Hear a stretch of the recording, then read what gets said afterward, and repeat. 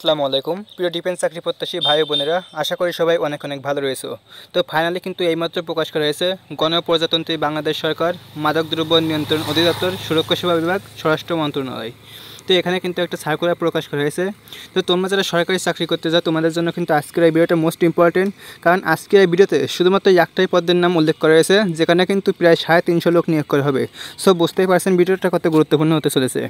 So আজকের এই ভিডিওতে আমরা আলোচনা করব এখানে আবেদন করতে গেলে কি কি শারীরিক যোগ্যতা, শিক্ষাগত যোগ্যতা লাগবে, কোন পদে আবেদন করতে পারবেন, কতজন লোক নেবে, বেতন স্কেল ও গ্রেড, তারপরে কোন কোন জেলার প্রার্থীগণ আবেদন করতে পারবেন, পুরো ডিটেলস কিন্তু আজকের এই ভিডিওতে বিস্তারিত আলোচনা করব। সো পুরো ভিডিওটা অবশ্যই মনোযোগ সহকারে দেখবে।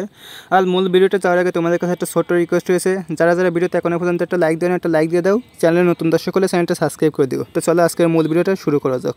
Subscribe to my channel. So guys, আমি ভিডিওর প্রথমে কিন্তু বলে দিয়েছি এখানে একটা মাত্র পদ রয়েছে, সেটা হচ্ছে সিপাহী পদ। তো এখানে কিন্তু মোট 313 জন লোক নিয়োগ করা হবে। তো এখানে বেতন কিন্তু 9,000 থেকে 21,800 পর্যন্ত 17 নম্বর গ্রেড অনুযায়ী। তো এখন আলোচনা করবো শিক্ষাগত ও অন্যান্য যোগ্যতা। কোনো স্বীকৃত বোর্ড হইতে মাধ্যমিক স্কুল সার্টিফিকেট বা এসএসসি বা সমমান পরীক্ষায় উত্তীর্ণ হতে হবে। উচ্চতা ন্যূনতম পুরুষ প্রার্থীদের ক্ষেত্রে লাগবে 5 ফুট 6 ইঞ্চি, আর মহিলা প্রার্থীদের ক্ষেত্রে উচ্চতা লাগবে 5 ফুট 2 ইঞ্চি। বুকের মাপ উভয়ের ক্ষেত্রে 31 ইঞ্চি বাই 32 ইঞ্চি, অর্থাৎ সাধারণ অবস্থায় 31 ইঞ্চি, পরিশোধিত অবস্থায় লাগবে 32 ইঞ্চি। তারপর দেখা যাচ্ছে ওজন কিন্তু ন্যূনতম পুরুষ প্রার্থীদের ক্ষেত্রে লাগবে 50 কেজি, আর মহিলা প্রার্থীদের ক্ষেত্রে লাগবে 46 কেজি। কিন্তু এ অনুসারে কিন্তু এখানে নেওয়া হবে না, এখানে কিন্তু আপনার ওজন এবং উচ্চতা অর্থাৎ শরীরে যে নির্দিষ্ট বিএমআই আছে এই অনুযায়ী কিন্তু এখানে লোক নিয়োগ করা হবে।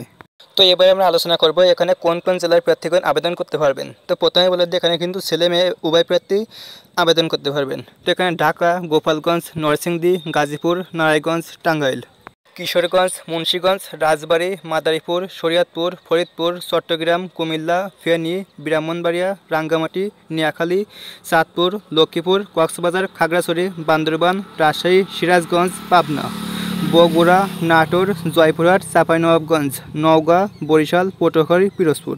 অর্থাৎ এখানে কিন্তু বাংলাদেশের 64 জেলার ছেলে এবং মেয়ে উভয় প্রার্থী আবেদন করতে পারবে।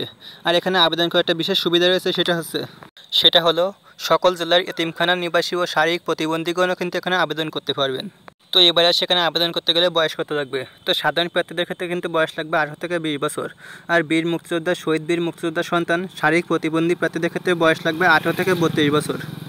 সো গাইস, এই ছিল আজকের ভিডিওটা কেমন লাগলো অবশ্যই কমেন্ট বক্সে জানাবেন। যদি ভিডিওটা ভালো লাগে একটা লাইক দিবেন, আর চ্যানেলে নতুন দর্শক হয়ে থাকে চ্যানেলটা সাবস্ক্রাইব করে দিবেন। তো দেখা হবে পরবর্তী একটা নতুন ভিডিওতে। Subscribe to my channel.